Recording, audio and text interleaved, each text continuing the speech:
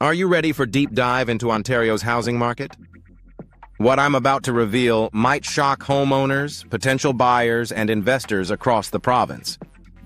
While everyone's been talking about recovery, the data tells a completely different story about what's coming in 2026.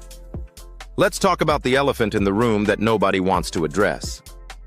We're standing at the edge of what could be the most significant housing correction Ontario has seen in decades.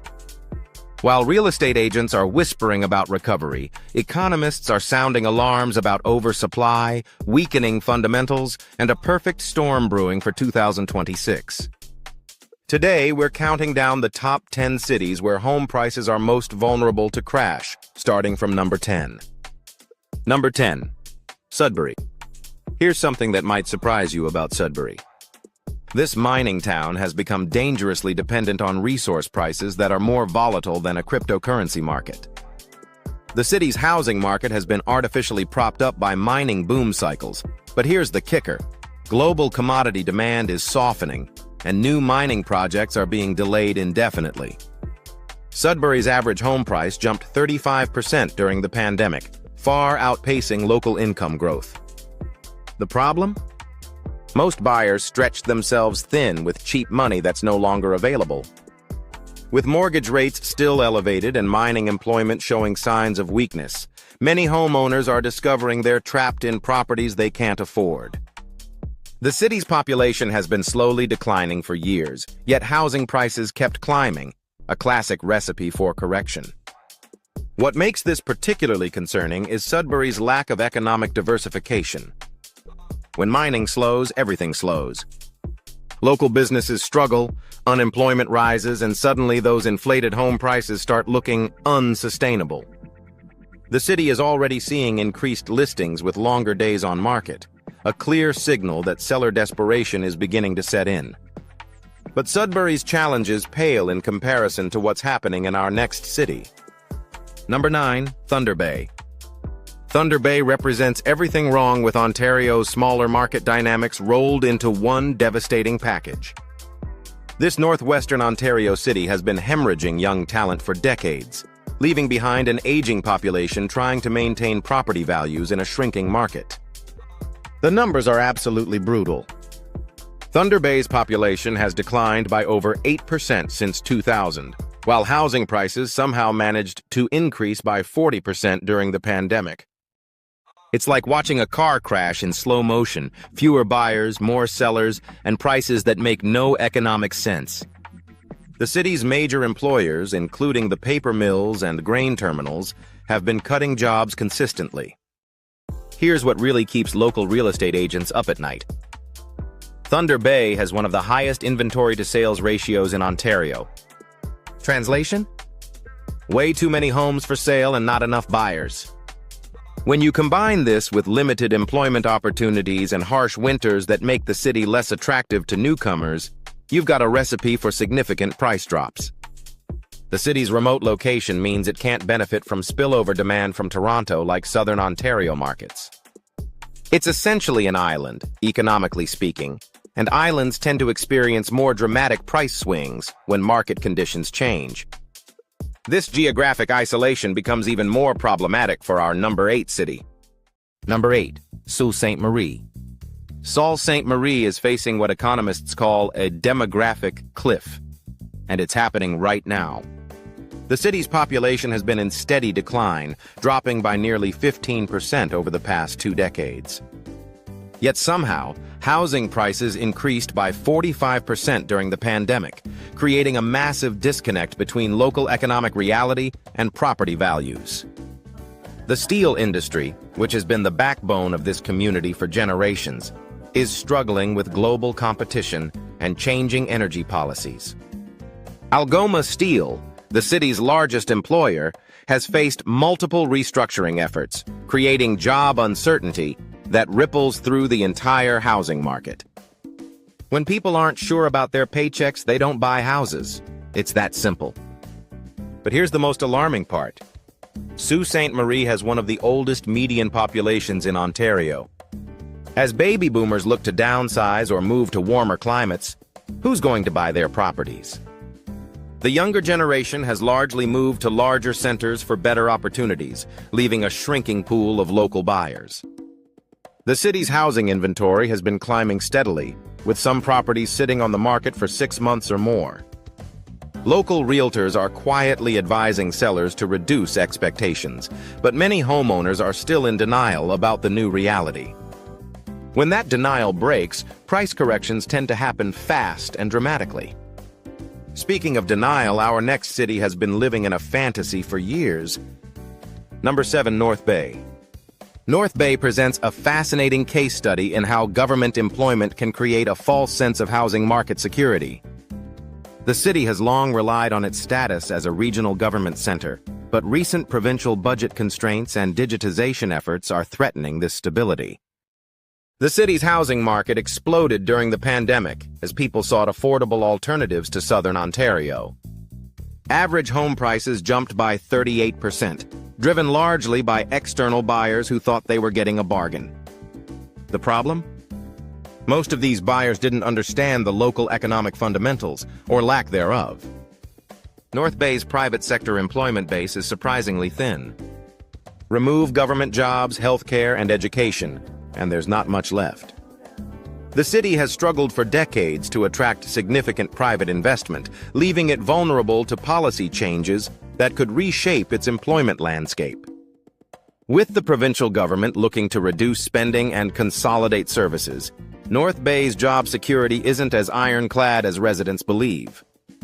The recent surge in listings tells the story clearly. Properties that would have sold in days 2 years ago are now sitting for months. Price reductions are becoming more common, and the desperation is starting to show. Local builders have also pulled back dramatically, recognizing that demand was artificially inflated.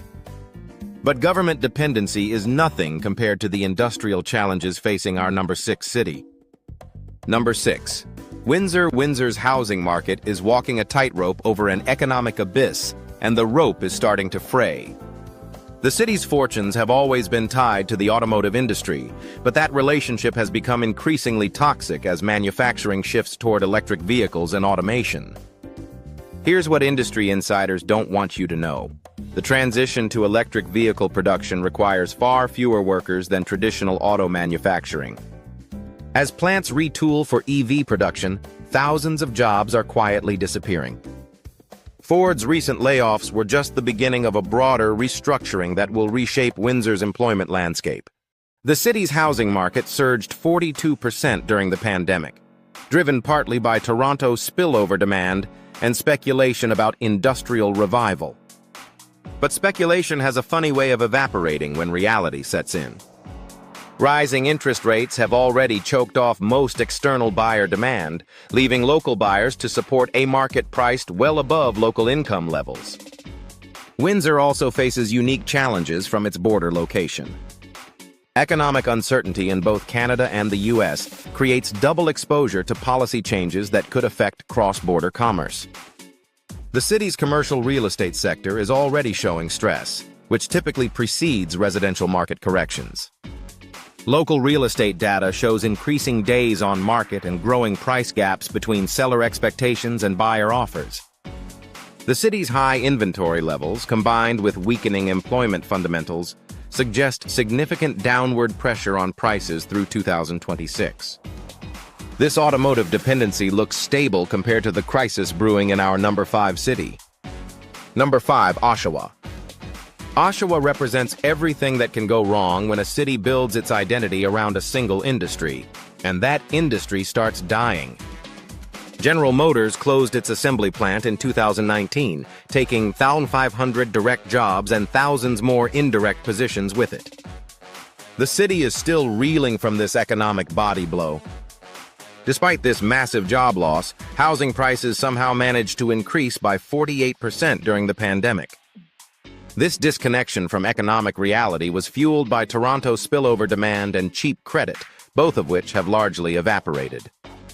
Now the city faces a harsh reckoning between inflated prices and diminished local buying power. The promised economic diversification has been mostly smoke and mirrors. While city officials talk about technology sectors and advanced manufacturing, The reality is that most replacement jobs pay far less than the GM wages that once supported the local housing market. Young people continue to leave for better opportunities elsewhere, eroding the buyer base. Oshawa's housing inventory has exploded over the past year, with sellers finally recognizing that the pandemic price surge wasn't sustainable. Properties are sitting longer, price reductions are becoming routine, and the desperation is palpable. Local builders have essentially stopped new construction, recognizing that supply already exceeds realistic demand. The city's infrastructure, built for a much larger population during its automotive heyday, now represents a massive maintenance burden that's becoming harder to support with a shrinking tax base. This creates additional downward pressure on property values as municipal services face potential cuts. But even Oshawa's challenges look manageable compared to what's happening in our number 4 city. Number 4, London. London's housing market is experiencing what happens when university town stability collides with economic reality. The city has long prided itself on being recession-resistant due to its education and healthcare sectors, but cracks are starting to show in this foundation.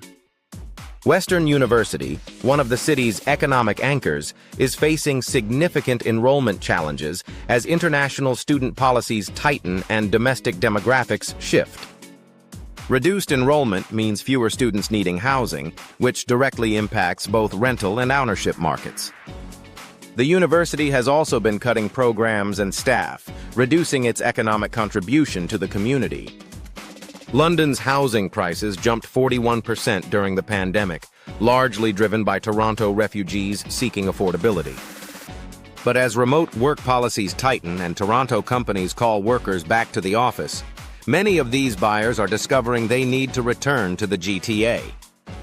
This reverse migration is already showing up in listing data, with many properties clearly owned by people trying to relocate back to Toronto. The city's manufacturing sector, while smaller than automotive centers, is also facing headwinds from automation and global competition.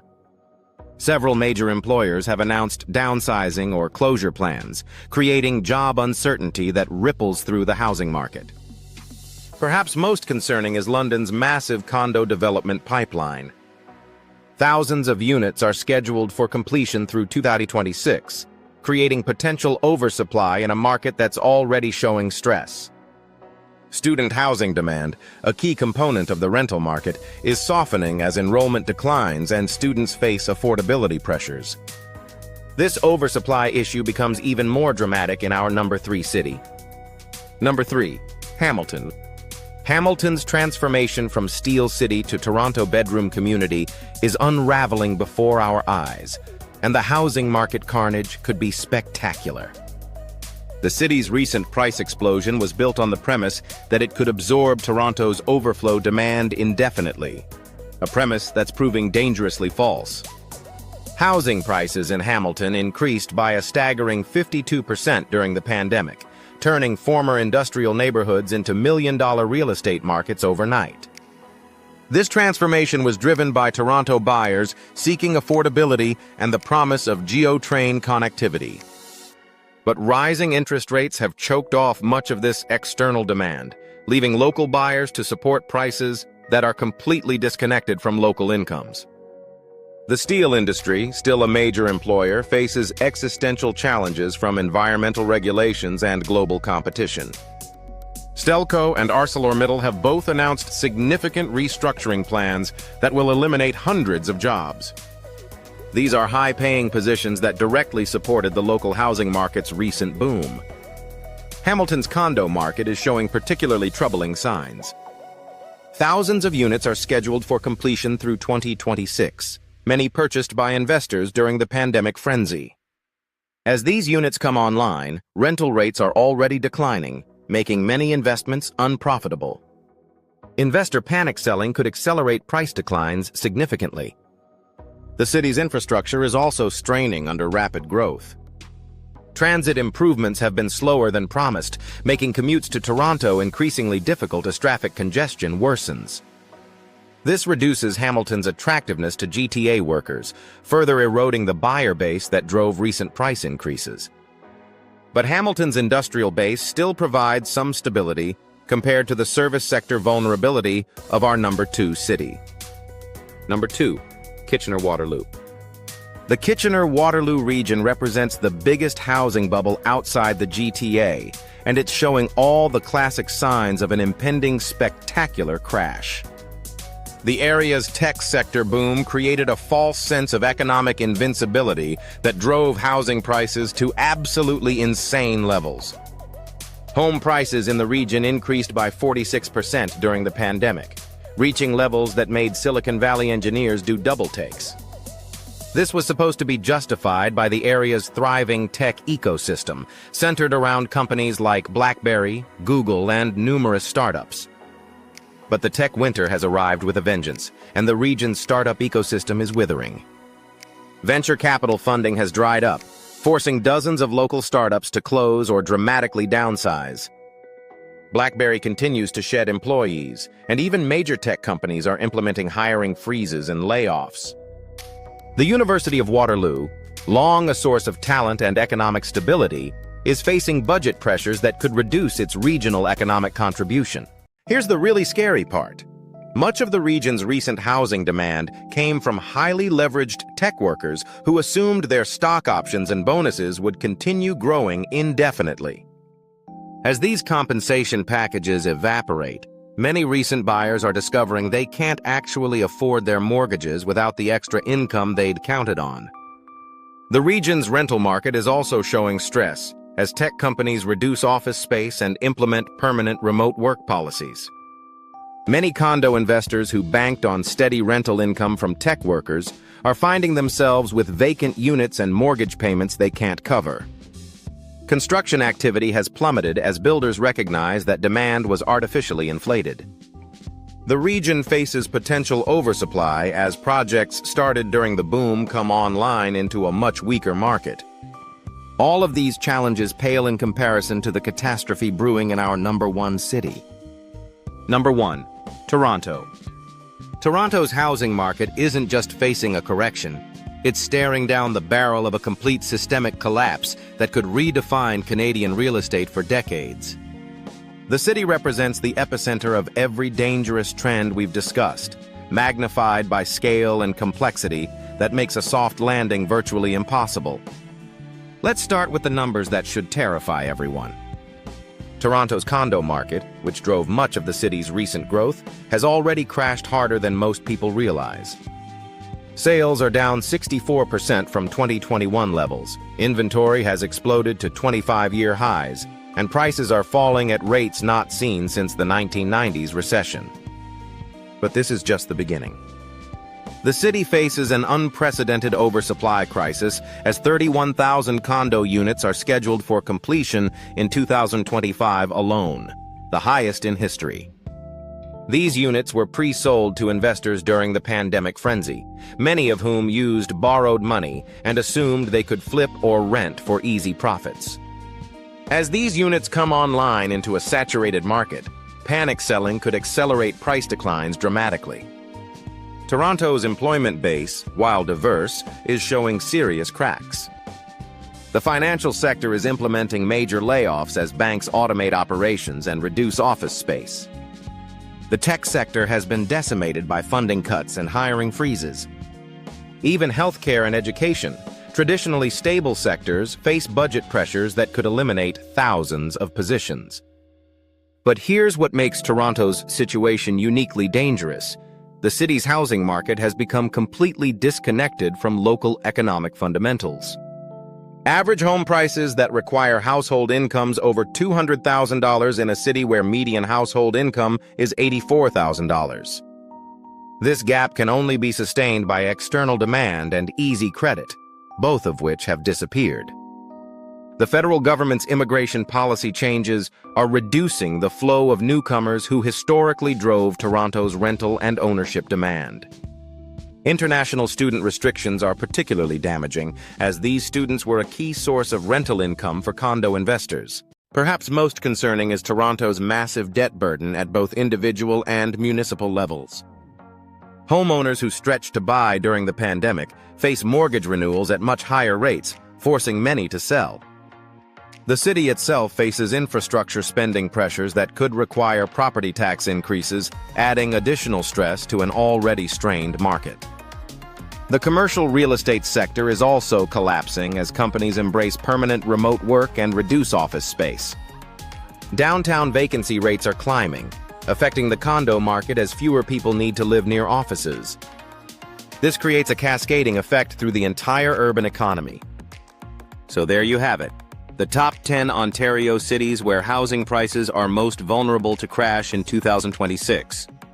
From Sudbury's resource dependency to Toronto's systemic collapse, these markets face fundamental challenges that go far beyond normal cyclical corrections. The combination of oversupply, weakening employment, demographic shifts, and stretched affordability creates perfect storm conditions for significant price declines. What do you think about these predictions? Are you seeing similar warning signs in your local market? Drop your thoughts in the comments below and let us know which city surprises you most on this list. If you found this analysis helpful and want to stay ahead of Ontario's changing real estate landscape, make sure to hit that like button, share this video with anyone who needs to see it, and subscribe for more deep dives into Canada's housing market. Don't forget to click the bell icon so you never miss our latest market insights.